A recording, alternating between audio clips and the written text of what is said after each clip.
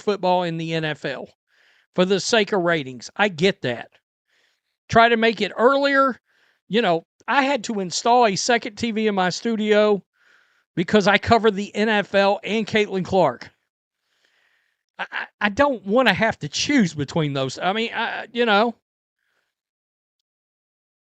don't. And they've recognized, the WNBA owners, I'll give them this, they recognize the fact that there's a lot of new actual sports fans consuming this league because the anticipated rejection came swiftly. Earlier reports about the fresh compensation package suggested trouble ahead. Several elements within the proposal raised concerns, particularly the substantial pay increases coupled with problematic scheduling changes and accommodation modifications. The timing shift poses significant questions. Moving the season forward to avoid competing with college football and NFL broadcasts makes strategic sense from a ratings perspective. League ownership has acknowledged the influx of traditional sports enthusiasts drawn by Caitlin Clark's presence, and they want these viewers focused solely on women's professional basketball without professional or collegiate football distractions. Recognize the fact that there's a lot of new actual sports fans consuming this league because of Caitlin Clark. And they want those fans to be able to give all their attention towards this sport without college football or the NFL getting involved. They're not used to those fans watching this. The old fandom don't like to hear that. They're also trying to get Project B and Unrivaled out of the equation by doing some schedule manipulation. But it wasn't even that. The existing fan base may resist this acknowledgement, but it reflects current reality. The schedule adjustment also targets competing leagues like Project B and Unrivaled. However, the rapid rejection wasn't primarily driven by scheduling concerns. The accommodation situation emerged as the critical breaking point. Some argued that players receiving raises from $60,000 to $225,000 wouldn't accept losing provided housing. This reasoning seems flawed. By doing some schedule manipulation.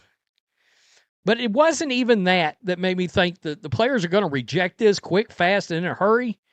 It was the housing situation. Now, I'm trying to figure out, somebody earlier said, well, of course they're not going to take this because they're going from $60,000 to just $225,000. So they're not going to agree to the housing part. And I'm like, you getting let me do math, $150,000 a year rent. With a $150,000 annual increase, finding rental accommodations for $3,000 monthly should be entirely manageable. The mathematics don't support the complaint. The WNBA Players Association has reportedly declined the league's most recent proposition, according to Sports Business Journal. Ongoing discussions between the league and Players Association regarding a new collective bargaining agreement have hit an obstacle, with rejection plans now confirmed. Questions arise about potential work stoppages. The Players Association appears to be challenging wealthy team owners who have never generated profits from the league despite their substantial egos. $1,000 a year raise? You can't find something for $3,000 to rent? Are you shitting me? Is that what you're trying to make me? That's what you're trying to sell to me right now. No. I mean, that math doesn't math. WNBA PA reportedly reject WNBA's latest offer due to, quote, math. Okay. As negotiations continue between the WNBA and billionaires typically don't respond well to ultimatums. Previous statements from ownership have already demonstrated tension, with one owner publicly suggesting Commissioner Kathy Engelbert should potentially be replaced, though they reconsidered due to how the situation was managed. The rejection stems partially from unclear salary projections. The Players Association has expressed concerns about the league's financial calculations. The WNBA proposed an average compensation of $500,000, but with a suggested salary cap of $5 million per franchise and 12 roster spots. The figures don't align properly. The salary cap would supposedly grow throughout the collective bargaining agreement duration, directly connected to annual revenue growth for the league. Continue between the WNBA and WNBA PA. On a new CBA Sports Business Journal reported the Players Association plans to reject the league's latest offer. Guys, are we headed towards a lockout? Because they're daring billionaires that have never turned a profit with the league, and they've got big-ass egos. Specific revenue distribution arrangements haven't been revealed publicly. USA Today contacted the WNBA requesting commentary on the matter. The league's current proposition to the Players Association establishes a maximum base compensation of $1 million guaranteed, with possibilities to earn beyond $1.2 million through anticipated revenue sharing mechanisms. The WNBA's offer establishes the minimum player compensation at $225,000 and average compensation at $500,000, increased from $220,000 and $460,000 respectively in the WNBA's earlier November 18 proposal. The latest offer reportedly eliminates team-provided housing. Organizations currently supply accommodations for rostered players throughout regular season and playoff periods. And they've got big-ass egos. Billionaires don't like to be dared. What have we already heard? We heard one of the owners literally come out and say, yeah, Kathy Engelbert should probably be let go. But because they handled this situation the way they did, I don't think we're going to do it, or I don't want to do it now. They didn't like how that went down. According to the report, players declining team-provided accommodations receive monthly allowances instead. Modifying the housing arrangement would affect players on temporary or brief contracts who remain with organizations for limited durations. The league has also suggested extending the season duration, requiring an earlier commencement date. Should the date advance, it could conflict with women's collegiate basketball season conclusions, the WNBA draft, and rival leagues including Unrivaled and Project B. The 2025 WNBA season began May 16, with training camp opening April 28. Current collective bargaining agreement terms technically permit training camp commencement as early as April 1, though no more than 30 days preceding season start. How that went down. According to the report, it is partially due to, quote, vague pay scale projections. The WNBPA reportedly has concerns about the league's math. Quote, math. The WNBA has proposed an average salary of $500,000. But with a proposed salary cap of $5 million per team and 12 players, the numbers do not add up. The salary cap would reportedly increase over the length of the CBA and be directly tied to the league's revenue growth. The scheduling component raises legitimate concerns. Moving the season start earlier makes sense strategically, but interfering with March Madness creates problems. The tournament essentially provides complementary marketing, character development, and advertising for the WNBA's incoming talent generation. Emerging stars build their brands during this highly rated tournament before entering the professional league. Conflicting with this timeframe seems counterproductive. Regarding rival leagues, targeting Project B and Unrivaled as competitors makes business sense. And be directly tied to the league's revenue growth each year. Specific revenue sharing details haven't been disclosed. USA Today reached out to the WNBA for a comment. The league's latest offer to the Players Association includes a max base salary of $1 million guaranteed, with the opportunity to make more than 1.2 in conjunction with projected revenue sharing. The WNBA's offer raises the minimum player salary to $225,000. Eliminating competition serves legitimate organizational interests. Unrivaled faces uncertain prospects regardless, as Project B will likely dominate by attracting superior talent. Eventually, top-tier athletes will migrate toward Project B, leaving Unrivaled with bench-level performers. Watching the 9th, 10th, and 11th best players compete while stars like Nafisa Collier and Brianna Stewart play elsewhere and elite talent joins Project B leaves Unrivaled. Talking about these last couple weeks, at least over here on my channel, is for real. That is the Caitlin Clark hype is dying down. Now, I've been one of the first people to tell y'all this because, like I said it once and I say it again. I lost over 109 subscribers last month alone in the month of November. Anybody that is gaining subscribers, that is garnering views, 80% of the time is buying views. They're buying subscribers, guys.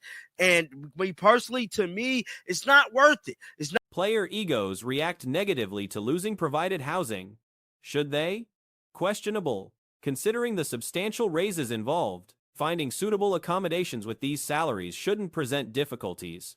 Temporary and short-term players represent different circumstances as they earn significantly less over limited periods. Some might only spend 10 days with organizations, justifying some accommodation assistance for this group. They're buying subscribers, guys. And me personally, to me, it's not worth it. It's not worth losing my IP address over on YouTube to where I get banned for life, because that's what's going to happen. When you bot your channel, they ban you for fake engagement. They ban you and you can no longer be on YouTube. Now, there is a lot of channels that is doing this. I'm not here to point fingers, but there is a guy that got the same background as me that is doing this on 2 channels. And I'm telling you right now, I'm predicting he's not going to be a channel in 2000. For players with standard contracts, housing shouldn't constitute an obstacle. With minimum salaries reaching $225,000, securing quality living arrangements should be entirely feasible with proper financial management. The mathematical inconsistencies appear to have already undermined this agreement. Whether a strike or work stoppage will ultimately damage the league remains uncertain, but the path forward looks increasingly complicated. Forbes has released its latest 30 under 30 list, and notably absent from the roster is Caitlin Clark. Despite her dominant presence in women's basketball over the past year, the publication instead featured Paige Buchers and Indiana Fever's Aaliyah Boston among the WNBA athletes recognized. Now, I'm predicting he's not going to be a channel in 2026, bro.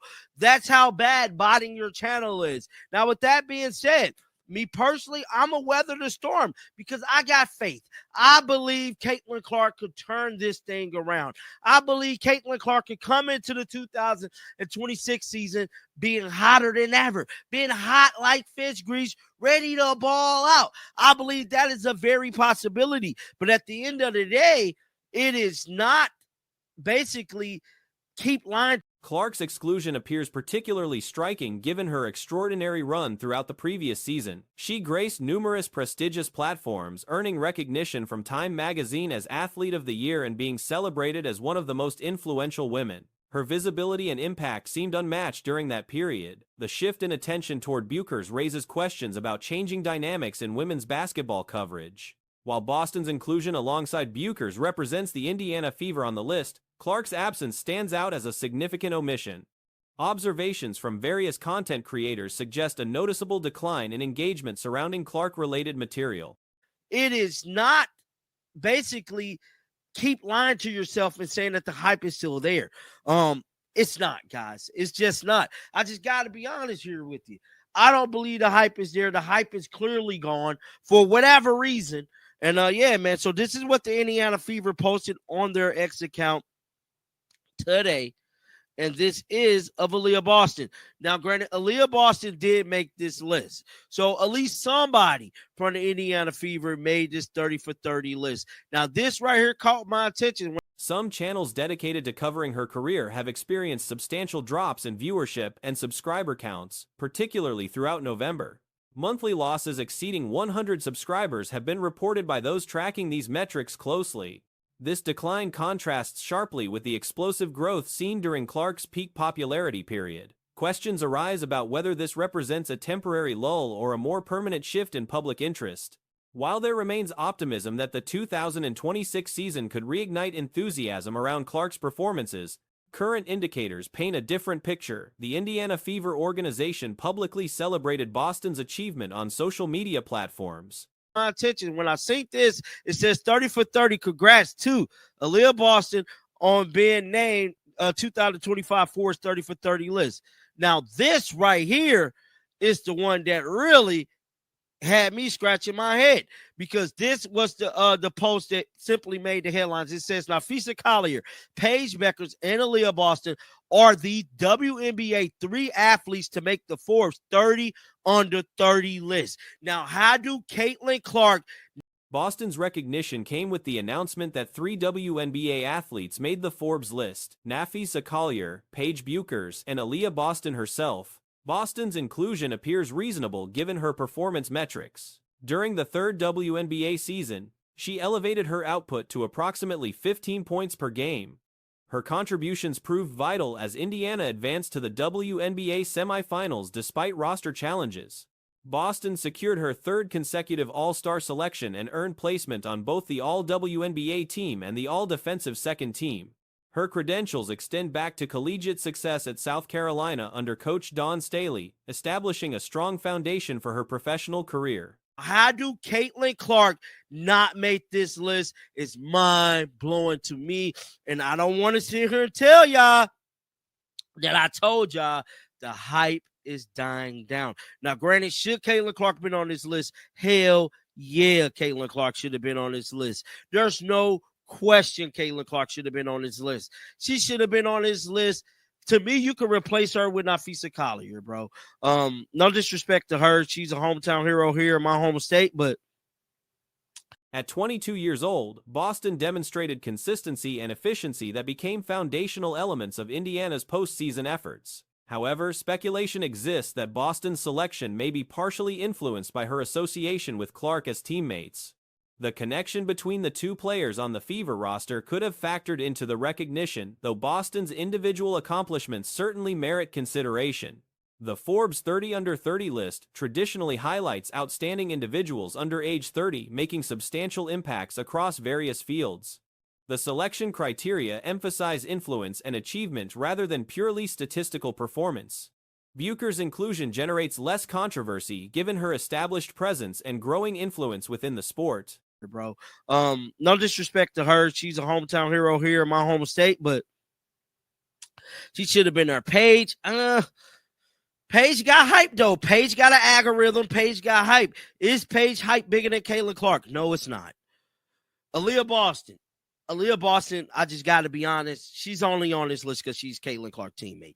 I just got to keep it real. I'm not trying to be a hater. I'm not trying to be none of that. Y'all know me. I'm going to call it spade a spade. Shout out to Ben Daniel, bro. I'm going to call it for what it is. And what it is, Aaliyah Boston is simply on this. She maintains strong algorithmic performance and generates significant attention, though comparisons to Clark's peak impact suggest different levels of cultural penetration. The apparent replacement of Clark with her own teammate and a collegiate star creates an unusual dynamic. While no indication exists of tension between Clark and Buchers, both athletes presumably maintain mutual respect. The optics remain noteworthy. From a popularity and cultural impact perspective, assessments suggest Clark's influence during her peak surpassed current competitors by substantial margins. Her effect on the sport's visibility and mainstream attention reached unprecedented levels. Content creators focusing on women's basketball have noted suspicious patterns in channel growth. Aaliyah Boston is simply on this list because she's Caitlin Clark's teammate. Now the caption is stated: Forbes 30 for 30 list is an annual list published by Forbes that highlights 30 outstanding individual athletes under that age of 30 who are making significant impact on various fields. Now, somebody said GOAT. Yeah, I don't think that. Angel Reese, Asia, CC are over 30. Right? No, and Caitlin is not over. Some suggest artificial engagement methods are being employed across multiple platforms, including both WNBA-focused channels and those covering other sports. These practices allegedly violate platform guidelines regarding authentic engagement. YouTube's policies strictly prohibit artificial subscriber acquisition and fake engagement tactics. Violations result in permanent bans, including IP address blocks that prevent future channel creation. Predictions indicate several channels currently employing these methods may face consequences before 2026.